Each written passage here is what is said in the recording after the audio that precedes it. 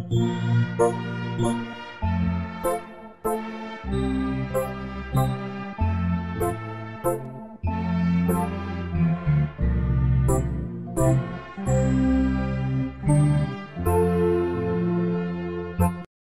rendons grâce à Dieu pour ces moments merveilleux dans sa sainte présence et merci pour votre présence au temps de la grâce. Alors baissons la tête pour la prière. Papa, nous voulons te célébrer à pareil moment pour ta bonté et pour ta fidélité. Merci pour ton amour. En venant à toi, en ce moment, Seigneur, nous voulons que tu nous éclaires à travers les lignes de ta parole. Et comme nous lisons ces saintes écritures, que ton esprit illumine le cœur de chacun de nous. Père, merci pour la réponse. Au nom de Jésus, nous avons prié. Amen. Amen. Alors, ce jour, nous voulons considérer ce message intitulé « Les miracles inattendus d'un sauveur surprenant ». Les miracles inattendus d'un sauveur surprenant. Quand nous lisons dans Luc chapitre 13 et le verset 16, la Bible nous dit ceci. Et cette femme, qui est une fille d'Abraham, et que Satan tenait liée depuis 18 ans, ne fallait-il pas la délivrer de cette chaîne le jour du sabbat? Une question. Le Seigneur Jésus dit, cette femme était liée par Satan depuis 18 ans. Est-ce qu'il ne fallait pas la délivrer? Nous comprenons aisément ici que le Seigneur lui-même, il a pris la résolution de délivrer cette femme. Vous voyez, Jésus était en colère par rapport à ce que Satan avait fait dans la vie de cette femme inoffensive. Il y a des gens comme ceux-là qui vivent des situations terribles et qui ne peuvent laisser Dieu indifférent.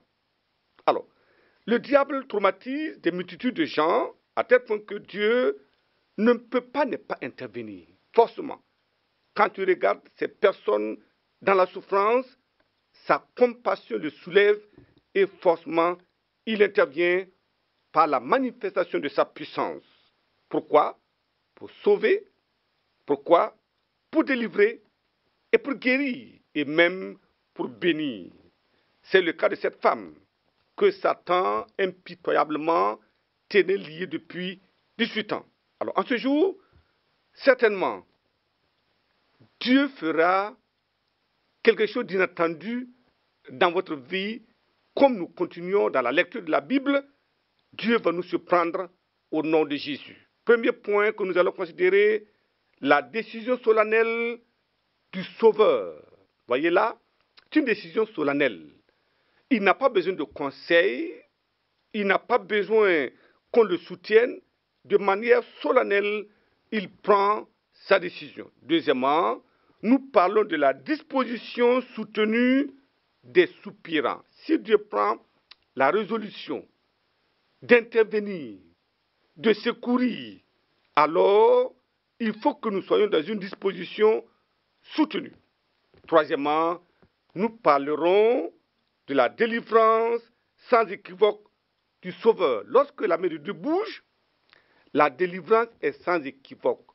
Voyez, les témoins diront, nous n'avons jamais vu ça, parce que les signes sont évidents et les marques sont épatantes. Donc voilà pourquoi nous voulons considérer le premier point, la décision solennelle du Sauveur.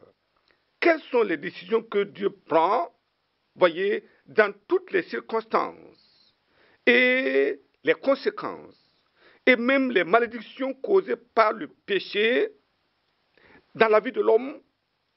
Dieu, de manière souveraine, a pris des résolutions pour venir au secours de l'homme. Mais souvent, celui qui vient au secours est méprisé par celui qui a besoin d'être secouru. C'est un peu dramatique, mais c'est ce que nous voulons comprendre. Voyez, Dieu décide solennellement. Jésus décide solennellement. Le Saint-Esprit décide solennellement de venir à notre secours. Sois certain méprisent le secours, d'autres se moquent du secours, mais je prie que vous accueillez ce secours-là à bras ouverts et vous verrez des choses extraordinaires se passer dans votre vie en ce moment au nom de Jésus. Alors, qu'est-ce que Dieu a décidé de faire? Premièrement, il a décidé de donner le salut gratuitement. Depuis le temps où Adam et Ève ont péché dans le jardin d'Éden, la résolution a été prise. Dans Genèse chapitre 3, il dit, le serpent va blesser le talon, mais la postérité de la femme écrasera la tête du serpent. Il s'agissait du Seigneur qui devait venir à travers la naissance originale, qu'on appelle la postérité de la femme, et qui allait écraser la tête du serpent, c'est-à-dire mettre en déroute les puissants des ténèbres, détruire leurs œuvres dans la vie de l'homme. Donc ça, c'était une résolution claire et précise. Il parle du Sauveur, Jésus-Christ qui veut venir. Est-ce qu'il est venu? Certainement. Qu'est-ce qu'il a fait? Il est mort à la croix. Qu'est-ce qu'il a fait? Alléluia, il a sauvé l'homme, l'humanité du péché. Deuxième chose que nous pouvons voir dans la résolution solennelle de Dieu, c'est la délivrance de la main des méchants. Jérémie. Jérémie, chapitre 15, et le verset 21. La parole de Dieu nous dit là-bas, Jérémie, chapitre 15, et le verset 21. Il nous dit dans ce passage-là, je te délivrerai de la main des méchants, je te sauverai de la main des violents. Voyez, il y a des méchants. Et quand on voit un homme méchant, on pense que c'est lui-même. Non. Quelquefois, ce sont des forces du mal qui rendent les hommes méchants. Donc, la méchanceté est le fruit de la manifestation des forces du mal dans la vie de l'homme. Et Satan lui-même s'érige en ennemi des hommes. Il dit, je te délivrerai. Il met l'homme dans le cachot, dans l'esclavage du péché, de la maladie, des souffrances. Il dit, je te délivrerai de la main des méchants, je te sauverai de la main des violents. Gloire à Dieu. Quelle promesse infaillible. Cette promesse vient du trône de la grâce.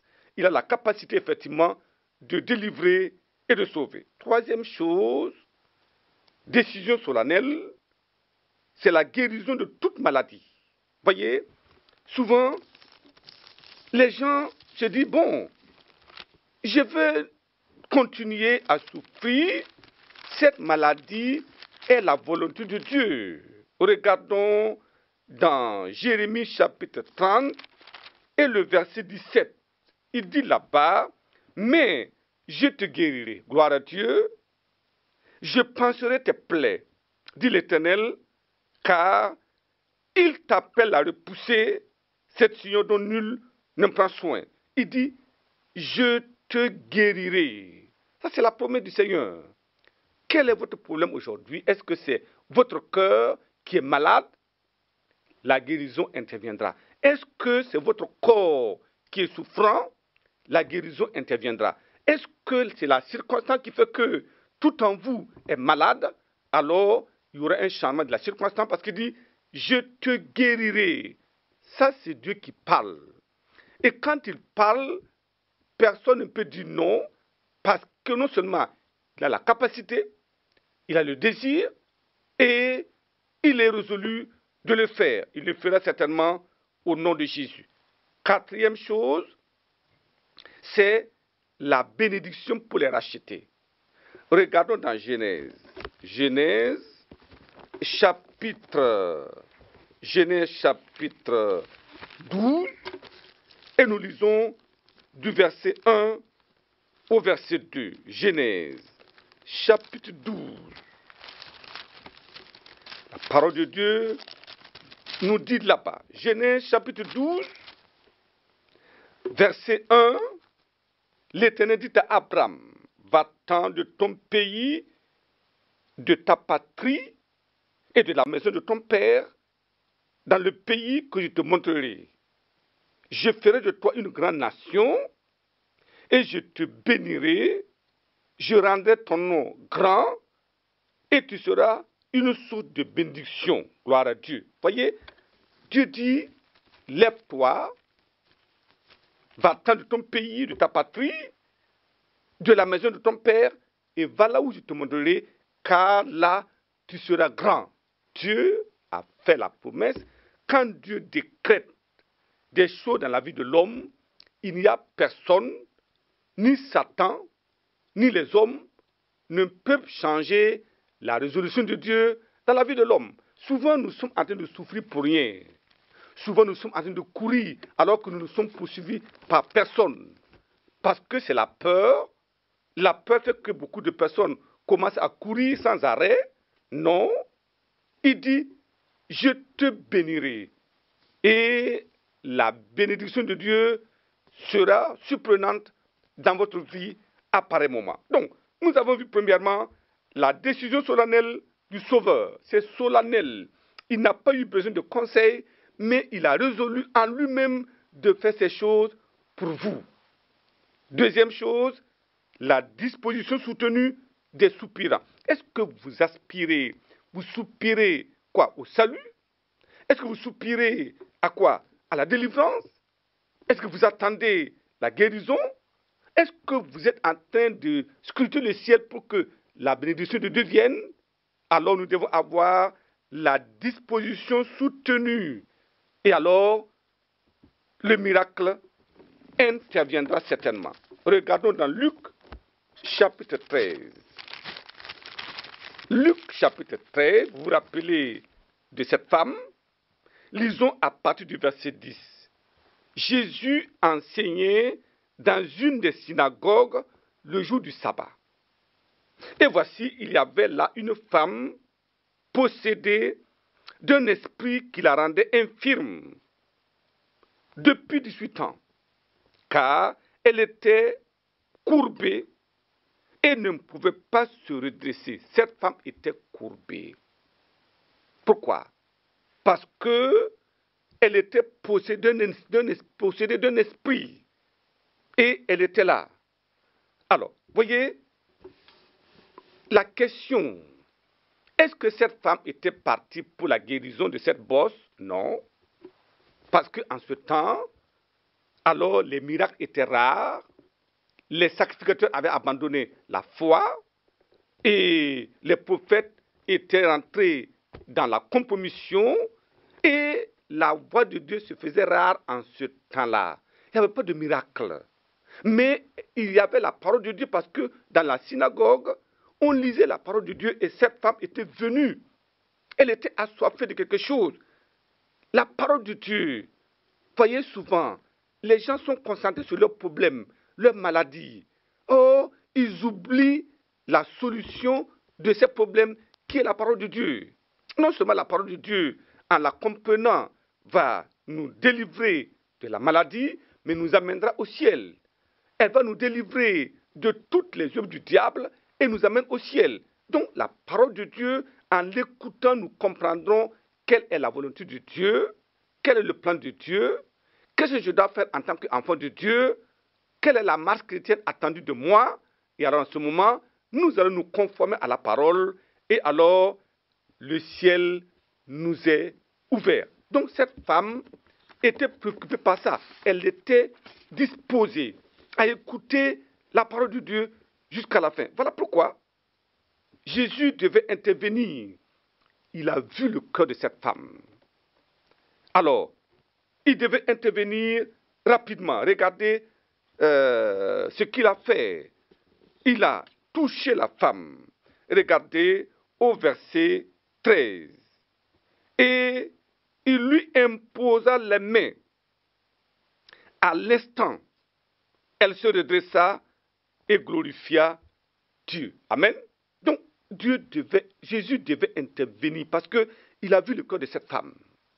Est-ce que Dieu peut constater dans votre cœur un désir ardent pour la marche chrétienne, un désir ardent de la vie de justice, de la vie de pureté, Est-ce que vous êtes affectionné aux choses d'en haut? Ou dans votre cœur, vous soupirez en disant, oh Seigneur, touche-moi. Regarde ce côté de ma vie qui n'est pas normal. Enlève ça. Regarde mon caractère qui n'est pas bien. Enlève ça. Regarde mes désirs qui sont en train de me faire dévier du programme de Dieu. Enlève ça. Et regarde, Seigneur, ma famille. J'ai besoin que tu habites là-bas. Et alors, nous sommes en train de chercher comment mener la vie qui convient à Dieu, être de réels enfants de Dieu. Nous avons alors une vie réglée selon la parole de Dieu. Regardons dans Jérémie, chapitre 29. Jérémie 29. Nous lisons le verset 13. Jérémie 29, le verset 13. Il dit, vous me chercherez et vous me trouverez si vous me cherchez de tout votre cœur. Dans la Bible, il y avait un homme dans Jean chapitre 5, du verset 3. Il était malade depuis 38 ans. Et il y avait la piscine de Bethesda et l'ange venait remuer l'eau. Cet homme était assis là et patiemment attendait. Et comme il est malade, d'autres tombaient dans la piscine avant lui, mais il ne se décourageait pas. La question, est-ce que quand vous êtes malade, vous avez un besoin, est-ce que vous êtes pressé? Est-ce que vous usez de patience en attendant en disant, mon tour viendra certainement, Jésus me touchera certainement, il ne m'a pas touché hier, mais c'est le temps de Dieu de me toucher aujourd'hui. Et nous attendons. C'est vrai, on a prié hier, ça n'a pas changé, mais aujourd'hui, c'est un nouveau jour, c'est une nouvelle prière, une nouvelle espérance, et nous venons au Seigneur en disant, aujourd'hui là, je crois que c'est le jour. Et quand c'est comme cela, Dieu va nous surprendre. Qu'il en soit ainsi au nom de Jésus. Troisième point, la délivrance sans équivoque du Sauveur. Regardons Luc. Rappelez-vous, cette femme était possédée d'un esprit qui la rendait infirme depuis 18 ans. Jésus l'a vue dans le temple. Regardons Luc 13, verset 12. Il dit, lorsqu'il la vit, voyez, il la vit. C'est important. Jésus lui adressa la parole et lui dit, femme, tu es délivrée de ton infirmité. Voyez, il n'a même pas demandé l'avis de la femme. La femme n'a pas prié, mais lui-même, il a regardé, il a dit, maintenant là, c'est la fin. Trop, c'est trop. Satan, libère cette femme. Voyez, Satan peut passer 2 ans, 3 ans, 30 ans dans la vie de quelqu'un, mais si vous vous mettez dans la disposition où Jésus vous voit, il dira, tu es délivré, tu es guéri. Il lui imposa les mains et à l'instant, elle se redressa et glorifiait Dieu. Gloire au Seigneur. C'était un miracle surprenant. Tout le monde était surpris de ce que Jésus avait fait en ce jour-là. Je prie que votre miracle vous atteigne maintenant même, comme nous sommes en train d'invoquer le nom du Seigneur. Regardons dans Jean chapitre 5, et nous lisons à partir du verset 6. Vous vous rappelez, cet homme malade depuis 38 ans, imaginez-vous, peut-être que votre maladie, c'est 2 mois seulement, elle a duré 1 an seulement, peut-être même 2, 3, 4, 5, 10 ans, mais lui, c'était pendant 38 ans de souffrance. Que s'est-il passé? Au verset 6, Jésus, l'ayant vu coucher, alléluia, voyez, Jésus l'ayant vu coucher, et sachant qu'il était malade depuis, lui dit, veux-tu être guéri? Jésus savait qu'il était malade depuis 38 ans. Jésus sait quand est-ce la chose a commencé dans ta vie. Jésus sait quand est-ce les forces du mal ont commencé à tourmenter. Jésus sait quel est ton problème. Et Jésus l'ayant vu coucher, il dit, veux-tu être guéri? Regardez ce que l'homme dit. Le malade lui répondit, Seigneur, je n'ai personne pour me jeter dans la piscine quand l'eau est agitée et pendant que j'y vais, un autre descend avant moi. Quelquefois, nous sommes en train de passer à côté. Il a posé la question, veux-tu être guéri? Il n'a pas dit, veux-tu quelqu'un pour te jeter dans la piscine? Gloire au Seigneur. Oui, donc il fallait que cet homme comprenne que celui qui était à côté de lui, il est plus grand que l'ange qui descendait et remuait l'eau de temps en temps. Nous laissons le Sauveur, celui qui a la solution au problème, et nous sommes en train de parcourir toute la terre. Beaucoup vont prendre l'avion pour aller aux États-Unis, pour se soigner. Certains vont aller en Allemagne, d'autres vont dire, bon, j'ai appris que c'est en Tunisie. Ils prennent l'avion, ils vont aller payer, mais ils laissent le docteur de docteur et il dit non, je veux voir un spécialiste. Jésus est le spécialiste qu'on ne peut trouver sur toute la surface de la terre. Et il dit, veux-tu être guéri? C'est la question que Jésus te pose en cet instant. Si tu peux répondre par l'affirmative, tu verras le miracle de Dieu dans votre vie en ce moment-là. Regardez ce qu'il dit, verset 8. Il savait que cet homme ne comprenait pas. Il dit, lève-toi. Lui dit Jésus, prends ton lit et marche. Aussitôt, cet homme fut guéri. Il prit son lit et marcha. Alléluia. Il prit son lit et marcha. Aussitôt. Ça n'a pas pris du temps. Aussitôt. Il prit son lit et marcha. Je prie qu'aujourd'hui, au moment où nous sommes en train d'examiner la parole de Dieu, en regardant les décisions solennelles du Sauveur, il a pris la résolution de vous rencontrer, de vous guérir, de vous donner le salut. Il a pris la résolution de vous délivrer de la main de Satan. Je voudrais que vous regardiez un peu dans votre vie. Quelle est la situation que vous vivez maintenant? Peut-être que c'est un problème de foyer. Votre femme n'est pas là. Les enfants sont abandonnés à eux-mêmes. C'est un désarroi dans la famille. Peut-être que votre femme est rebelle et vous dites, mais comment je vais faire? Peut-être que votre mari est terrible et vous dites, mais est-ce que ce monsieur-là va me tuer? Et tu dis, mais comment les choses vont se passer? Peut-être que vous êtes dans une situation de manque de travail, de minuit totalement. Peut-être que vous avez passé vos examens 2 fois, 3 fois, 5 fois, rien n'a marché. Peut-être que maintenant là, les ennemis sont en train de vous assaillir. Les sorciers, les puissants des ténèbres sont dans votre vie et vous dites, mais comment je vais faire? Alléluia. Quelle est votre disposition? La disposition des soupirants.